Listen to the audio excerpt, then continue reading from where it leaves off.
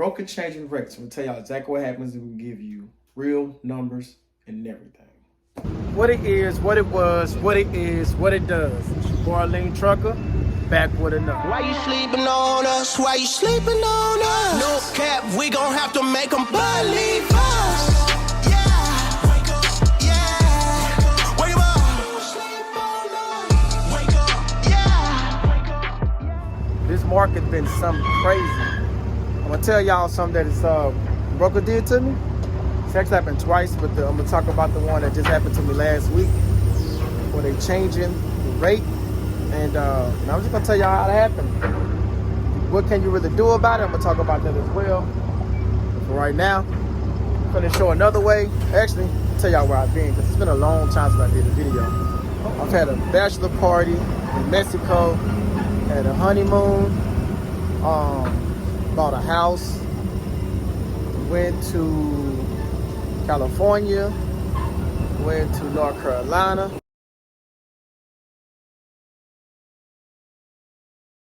and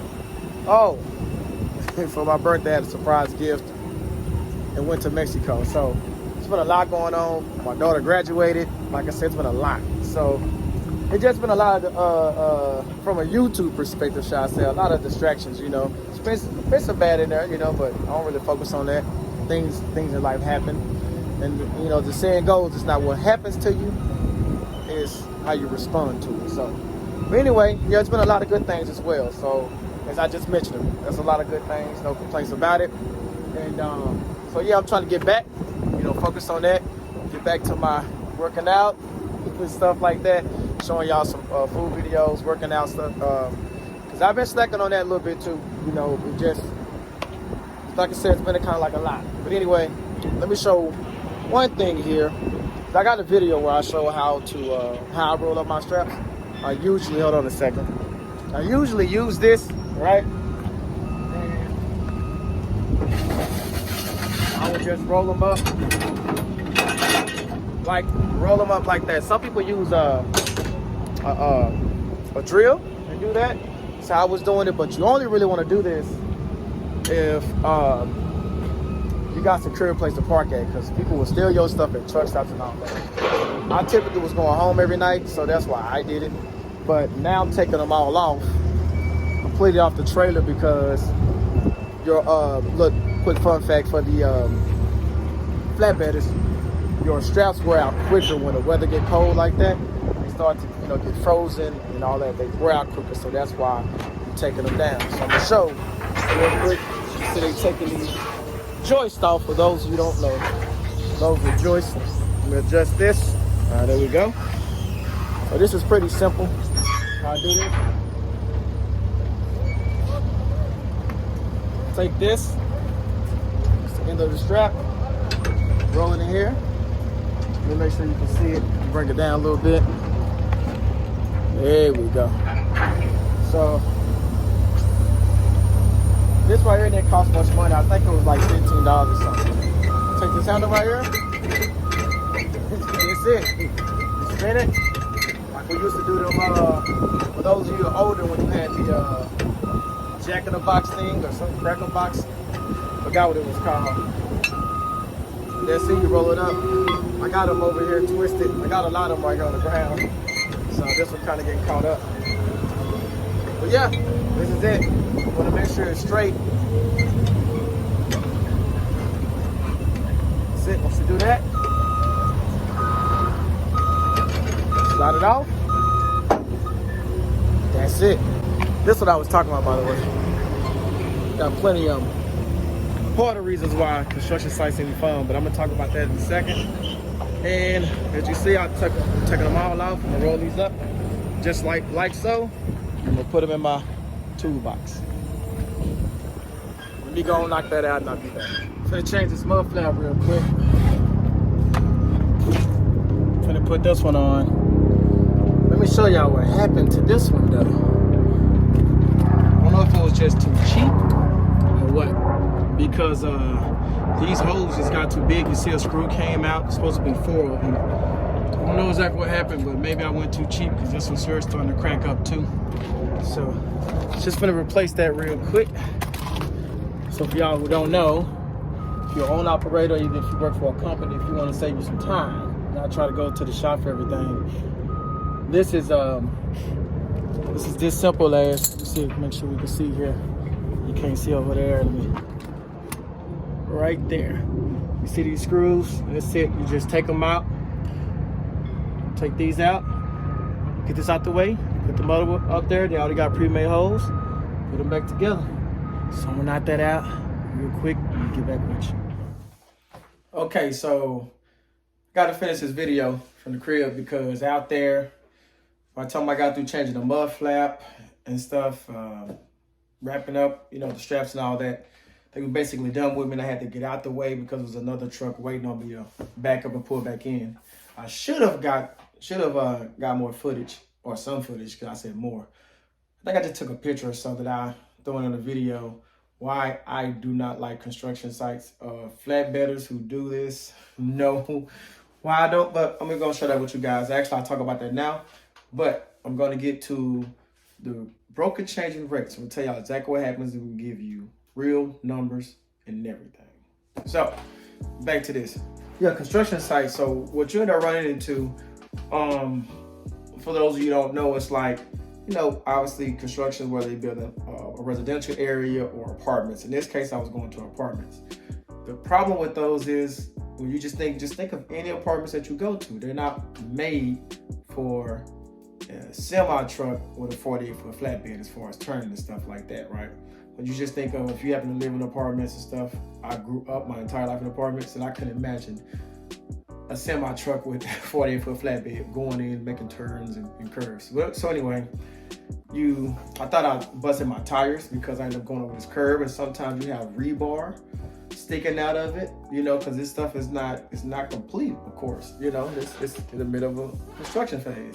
So you risk busting tires, hitting things because they have things set up on these curves. They put up boulders sometimes. Like basically you risk turning up your truck, and this don't matter if you're a company guy, because that's gonna be a problem for you, or for showing equipment, which obviously is just a bigger problem, or at least a more expensive problem. And yeah, it was muddy. It's another thing that was going on yesterday with it. It was very muddy, and you trying to turn, but your tire getting stuck, so you're stuck in the mud, losing control. Man, frustrating. It was my experience doing that. I haven't been on a construction site in some months that was that bad. My experience was so bad, I decided I ain't gonna go do that again. You know, I mean, at least not right now. I gotta be dried up or something like that. But yeah, that's why I don't like construction sites. On top of the fact of the unloading process sometimes can be very slow, to say the least. The guy who unloading you could be doing something else, and he'll get to you when he gets to you. It's another problem with construction sites, and some of them are just not as skilled in the unloading. On top of that, and it's not last, I'm just thinking of the top of my head, they will pick your stuff, take your stuff off your truck, and sometimes, I am not exaggerating, take it a half mile. Now, when I say take your stuff off the truck, obviously not taking everything. They can only take bits and pieces and take it a half mile down the yonder way, and then come back to you. So before you know it, you could be over an hour and a half, 2 hours. So it's just very tedious. Not to mention the other stuff I just mentioned about you can destroy your equipment. Okay, so now let's get to this broker's thing. So a lot last week, I was going up to Tulsa, Oklahoma. I was going for a shipper that I typically work with, and so I was looking for a backhaul. So coming back, I was going to a place to pick up after Tulsa. Was called Muskogee, Oklahoma, which is roughly 35 to 40 miles coming back towards Dallas. Okay, so anyway, I was picking up a coil. Maybe I include a video of that too. I was terrified, by the way, hauling a coil. I've never done it, and I've been doing it for 6 years. For some reason, I've never done it. They call them suicide coils and something else, but it's the one that basically, if you don't got them things chained correctly, they will roll off and run into your cab. Okay, people have died that way. So anyway, it's not the point. The point is that load was going from there to Stephenville, Texas, mileage is 352 miles from A to B, right? Muskogee, Oklahoma to Stephenville, Texas. And their load paid $1,200. Okay. Now this market sucks right now, and that's actually I'm gonna say a very good rate, to be honest. That's a very good rate. We're looking at $3 and some a mile, whatever. Very good rate, especially when you're doing it as a backhaul too, because I'm doing it as a backhaul. Well, anyway, I did that thing, I don't know, 4 or 5 6 times. I mean, I was running. It's been a real blessing because it's been real slow out here, right? So I'm going, knocking it out. Sleep pattern is all screwed up because I'm just trying to, beat around because I'm going back and forth. And I contact them on a Thursday. I picked the call up on a Thursday. I contact them on a Thursday and say, hey, you're gonna have to have another one next week on Monday. He said yes, and he said, but I got it right here. Let me just find it real quick. I'm not gonna disclose who the broker is. It doesn't really make any sense to do it. Hold on a second. I guess I edited this part out, but I'm finding. Here we go. Let me see. Yes, he said, I will have some for next week, but they dropped the rate to $1,000. That changes the whole equation. This is why, because when you're doing this in this business, you have to think about what it takes for you to operate. Some people don't really talk about specifically that, and I'm gonna talk about that right now. So I'm gonna say something. I'm gonna tell you what I mean when I say you need to know what it takes to operate your business. So I told y'all it was 352 miles from Muskogee, Oklahoma to Stephenville, Texas.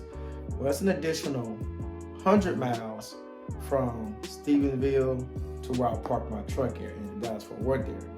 So I gotta count that. That's 452 miles, right? So that's why it's roughly around $3 a mile, which, like I said, whatever. This market, cool. But when you take that down to 1,000, now we're at $2 a mile. You know what I mean? So I was like, ain't worth it. I'm already going past, my house to go there 100 miles out the way and then 100 miles back. So that's how I ain't gonna do it. But just the point. Which is the shippers, usually don't drop their, they don't play with their rates. I'm speaking from my experience dealing with shippers. I've only had a few of them, to be honest with you, in these 6 years, like consistent real shippers. They didn't drop their rate. It didn't matter if it was January, December. Just going through the months, they didn't drop it. The rate was the rate. Now there's one I dealt with that is a smaller location. Now, that shipper has played around with the rates. I'll be honest with that, but generally speaking, they don't. I'm just mentioning to y'all that honestly, it's not much as a company on our end. It's not much you can do about it, to be honest. If that's what they say they're gonna do, that's what they do. You can either decide you're gonna run it for that or you're not. I chose not to. I decided that I don't like going down in anything when we're talking about rates. If someone hired you for a job and paid you $22 an hour, and then they say, oh yeah, a month from now, 2 months from now, 3 months, it don't matter. And they say, hey, by the way, yeah, we're gonna drop it down to 20. It's problematic for me, I'm sure it's probably problematic for a lot of people that no, you're not gonna drop, my money and expect the same quality, the same work, everything. Like all this stuff is the same, driving, diesel ain't changing, like none of this stuff changing. It's still gonna cost me to do the same thing, all that. So I know I said I was gonna tell you what to do about it. Choose not to do it. That's all you can really do. Find something else, which I did. Out of the same city, by the way, very small city. It's funny, and I found some reels, and I ended up doing that on Monday. So, but yeah, find you something else. Don't run things that you don't feel like is worth it. Now, be reasonable. Don't let your ego get into it. Keep it business. But what I mean by if you on business, it says it's not worth it, and if you don't have to do it, don't do it, because I'm telling you, one tire blow could ruin that whole thing. You get stuck on the side of the road with a tire issue, you could be looking at like $700 for one tire on a roadside call. if you're only getting paid $1,000, you still got to get that load there. And so you get paid $1,000, your tire costs $700, they leave you $300. Then guess what? That's going to fuel. You did that for nothing. That's a six-hour trip or so, and you did it all for nothing. So, as what it say, keep that in mind, okay? When you make these decisions. I'm gonna close this video out. Keep it in mind. Stay on the grind, one day at a time. Salute.